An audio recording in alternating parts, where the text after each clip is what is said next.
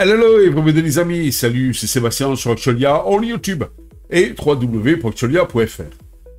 Alors, aujourd'hui on va parler de voitures électriques. Il est vrai que beaucoup se posent la question, ok, on n'a peut-être pas les moyens d'acheter une voiture électrique neuve, qu'il faut dire ce qui est, les prix, elles sont quand même assez onéreux, mais si on achète une voiture électrique d'occasion, le principal problème, ça va être la batterie. Est-ce qu'elle est HS ? Est-ce qu'elle va durer longtemps après l'achat de cette voiture électrique d'occasion, puisque donc en fait même les constructeurs actuels disent une voiture électrique, une batterie, ça tient entre 10 et 12 ans maximum. Donc si vous achetez une voiture électrique à 6 ans par exemple, vous dites que vous n'avez plus pour 4 à 6 ans avant que la batterie soit HS. Mais attendez, écoutez, regardez ce qui va suivre. Un constructeur automobile annonce une batterie, écoutez bien, une batterie capable de durer 50 ans pour ses voitures électriques. Une révolution en perspective, une innovation qui pourrait changer la donne de la voiture électrique. Le monde de l'automobile électrique a connu une avancée majeure ces derniers temps. Un constructeur automobile de premier plan a dévoilé une technologie de batterie révolutionnaire, capable de durer 50 ans. C'est-à-dire, faut dire ce qui est, sans être méchant, bien au-delà de la durée réelle d'une voiture. Cette percée technologique, si elle se confirme, pourrait changer la donne pour l'adoption des véhicules électriques en levant un des freins majeurs actuels, le coût et la durée de vie de la batterie. Alors, peut-être que grâce à ça, à ces fameuses batteries qui vont durer 50 ans, nous allons donc vers une ère des voitures électriques de collection. Des batteries lithium-ion améliorées ou une rupture technologique. Pour l'instant, le constructeur reste discret sur les détails techniques de sa nouvelle batterie. Il évoque des batteries lithium-ion améliorées, mais sans préciser la composition chimique exacte ou les procédés de fabrication utilisés. D'autres acteurs du marché explorant des pistes alternatives comme les batteries à base de métal solide ou les batteries nucléaires qui pourraient également offrir une durée de vie plus longue. La batterie à base de métal solide est une technologie prometteuse qui utilise des électrodes solides au lieu d'électrodes liquides, ce qui améliore la sécurité et la stabilité de la batterie. La batterie nucléaire, quant à elle, utilise la désintégration radioactive pour produire de l'électricité, offrant ainsi une autonomie présumée illimitée, en tout cas bien au-dessus de la durée de vie, de votre voiture.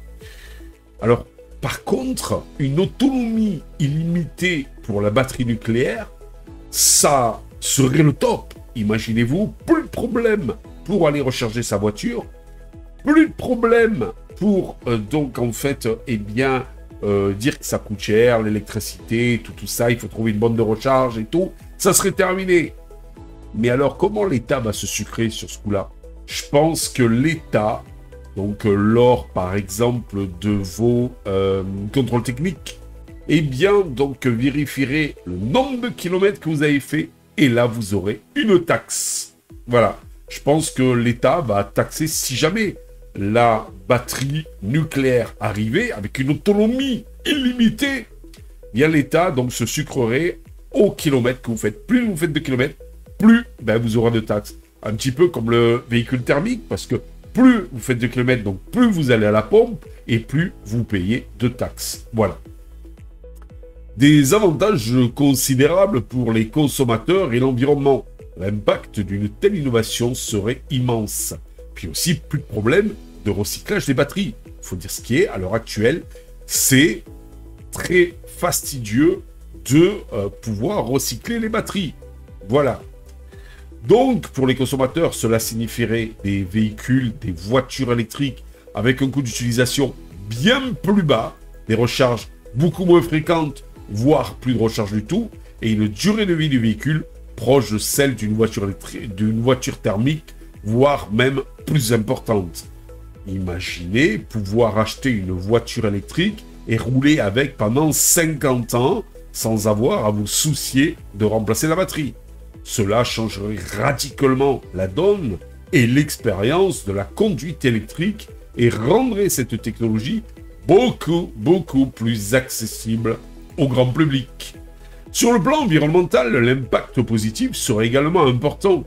La réduction du nombre de batteries produites et remplacées tout au long de la vie d'un véhicule électrique contribuerait à diminuer la production de déchets et l'extraction de matières premières rares comme le lithium et le cobalt. Et le cobalt, pas le colbalt. Des défis à relever avant une adoption à grande échelle. Malgré le potentiel immense de cette technologie, plusieurs défis restent à relever avant qu'elle ne soit accessible à grande échelle. Le coût de production de ces batteries reste encore élevé et leur fabrication devra être industrialisée à grande échelle pour les rendre abordables. De plus, il faudra s'assurer de leur fiabilité et de leur sécurité sur le long terme, ainsi que de leur recyclabilité en fin de vie.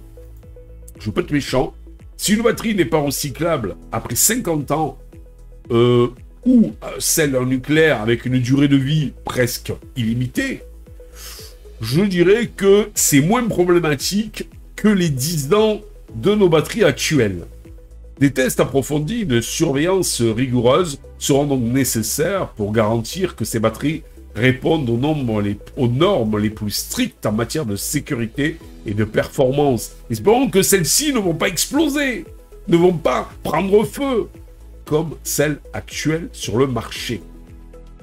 Vers une nouvelle ère, donc, pour la mobilité électrique, pourquoi pas? Là, j'y croirais peut-être un petit peu plus à la voiture électrique. L'annonce de cette batterie révolutionnaire ouvre de nouvelles perspectives prometteuses pour l'avenir de la mobilité électrique.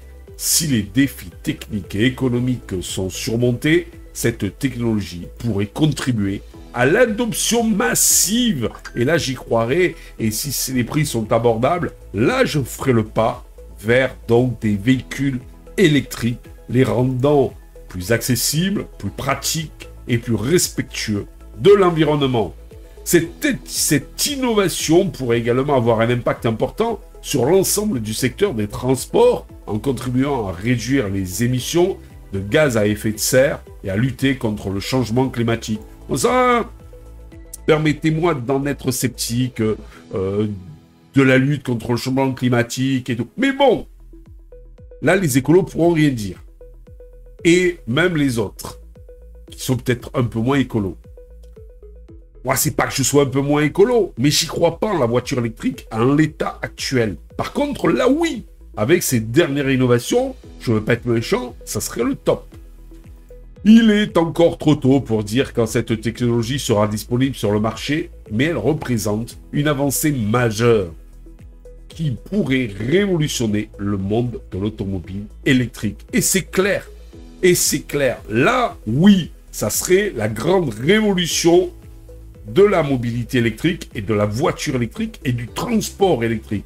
Et là, je ne veux pas être méchant, mais j'y croirais beaucoup plus. Et même, je sauterais le pas, si bien sûr, ça reste abordable.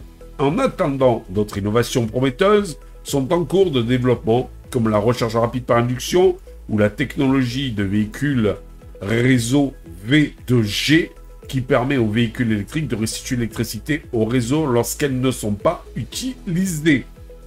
Ces progrès, excusez-moi, c'est encore la clim. Ces progrès combinés aux efforts pour développer des sources d'énergie renouvelables nous rapprochent d'un avenir où ces véhicules électriques seront une réalité accessible à tous. Donc, comme je dis souvent, et comme je dis toujours, wait and see. Attendons et nous verrons. Voilà, j'espère que cette petite vidéo vous a plu. N'oubliez pas le petit pouce en l'air. N'oubliez pas de vous abonner si ce n'est déjà fait. Pourquoi? Eh bien, pour nous encourager dans cette belle aventure multimédia. Voilà, ça nous fait donc plaisir donc de voir eh bien, le chiffre des abonnements monter, le chiffre des pouces en l'air monter. Voilà, on se dit, ben, on ne fait pas ça pour rien. Voilà, voilà. Et en plus, c'est gratuit. Allez, je vous dis ciao les amis. Et je vous dis à bientôt pour une prochaine vidéo, une prochaine news. Donc sur Actualia. Ciao. Si vous avez aimé cette vidéo, abonnez-vous, mettez un pouce en l'air, et partagez cette vidéo, merci, cela fait toujours plaisir.